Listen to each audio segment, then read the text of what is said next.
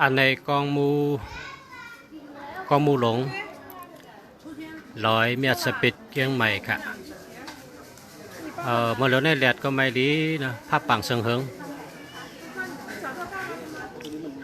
ภาพปังเซิงเฮิงครับคนมาดูมาไว้น้ำเต้นน้ำว่าค่ะถ่ายรูปบันใหญ่ไหมคะ100 เดียวค่ะในจินแชค่ะจินแชค่ะอ๋อมาส่งครับมาชงค่าจินแชค่ะ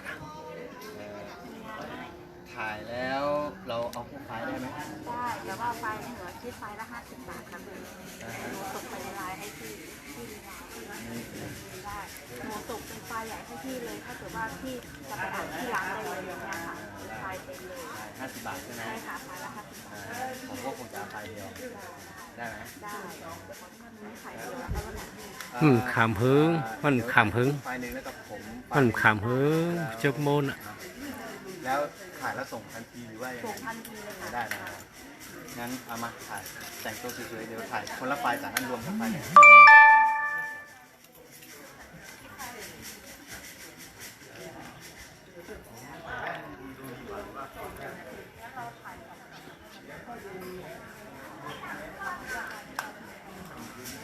อันไทย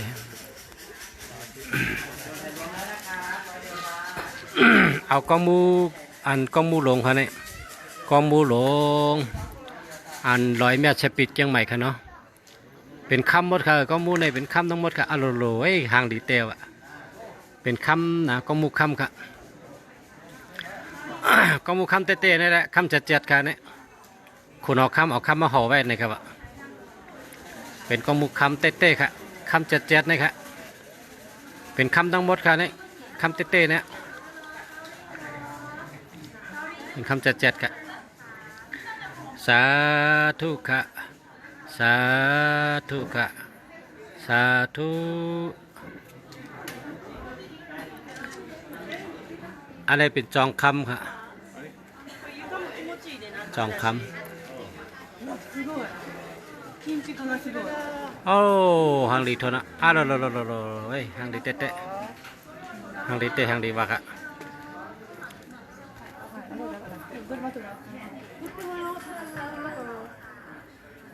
ก้นนำนะคะนี่ตั้งแต่นี่เป็นก้นแต่ละอัน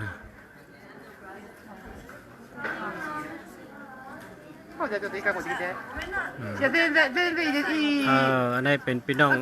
แองเกลียดเขาก็มาถ่ายเป็นพี่น้องแองเกลียดเขามาไว้ค่ะいきますはいチーズはいโอ้ฮังดีเต้ค่ะฮังดีเต้ค่ะฮังดีเต้ค่ะ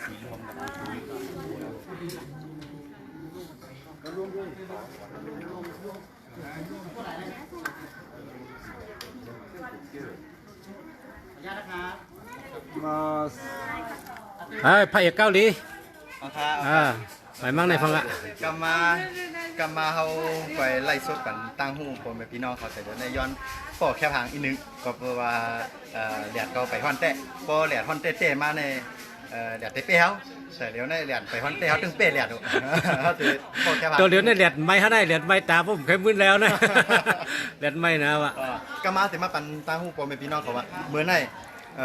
พอเขากวาดตั้งหลายเลยมีสูมีหมันปะเนาะมีจกมีรับเทวกันฝากข้อหมอไว้นะครับฝากไว้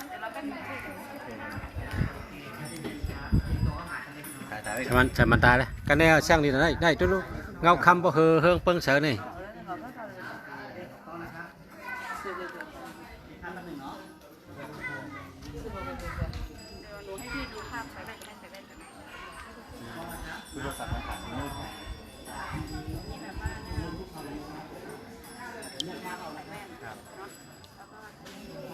ด้วยนาคนไทยพร้อมเนาะมาสูงค่า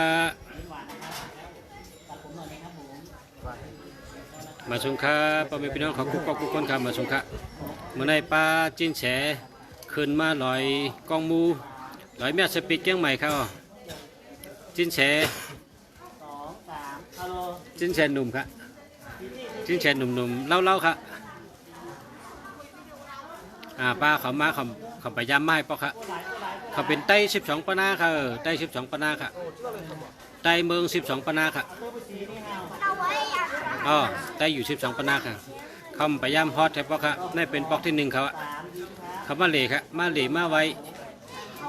บ่ไว้ลอยชุดเทปลอยเมียสปิกยังหมายเอาในกำแต่กับไว้ลอยค่ำค่ะเนาะกำกับจำกันเนาะ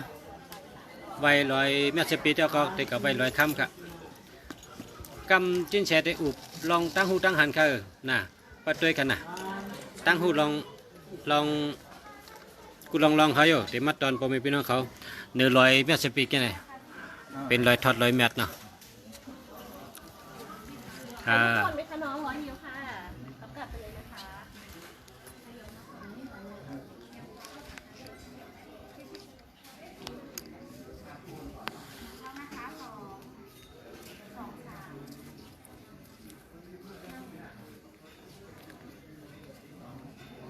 โอ้ที่ทอดที่แมทเป็นตีไหลค่ะพ่อชาเป็นตีลอยเมียสปิดเกียงใหม่ค่ะกองมูลอยเมียสปิดเกียงใหม่ค่ะโดยทางกรรมค่ะเนาะเข้มนะคะนี่ค่ะกองมูหลงลอยเมียสปิดเกียงใหม่ค่ะเนาะเอาโลเวทคำนั่นแหละเฮิงเปิงเสาดินอ่ะคนมาหลุมมาไว้ก็นำนะคะแองเกเรตก็มากะลาก็มาค่ะ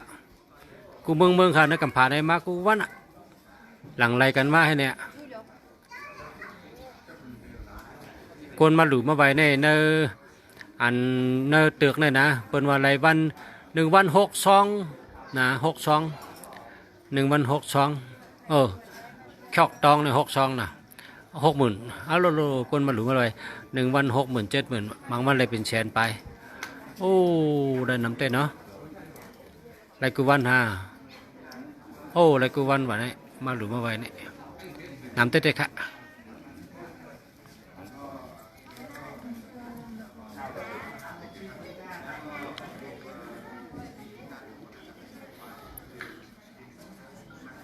ขอสาธุอนุโมทนา